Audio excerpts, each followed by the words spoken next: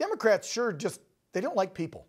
I don't think they want us to procreate. Now, I'm not being a flippant here. Let's think about it. They're for abortions. They're for transgender, which doesn't mean anything. That's no such word, transgender.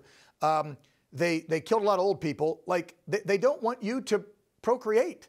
Seriously. Like, I know they want less people. We've heard about it from crazies like Bill Gates. They want depopulation around the globe, right? These lefties are nuts. I seriously think they just don't want more Americans, especially more patriotic Americans, to reproduce. Everything they do is against God and against procreation.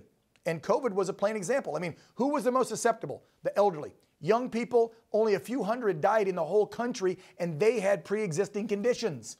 This was like a common flu, and no, Trump didn't say use Clorox. I mean, these guys are just, they have no shame.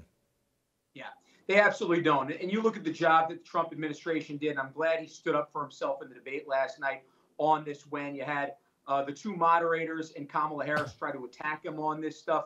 The administration got on ventilators extremely fast.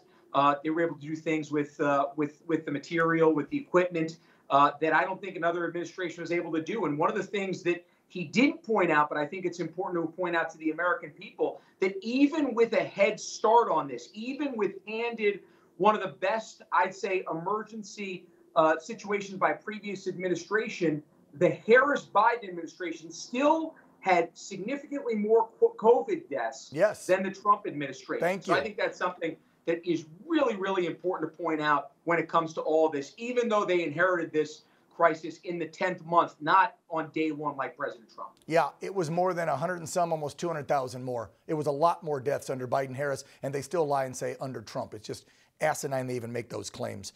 Andrew, as always, want to thank you for coming on.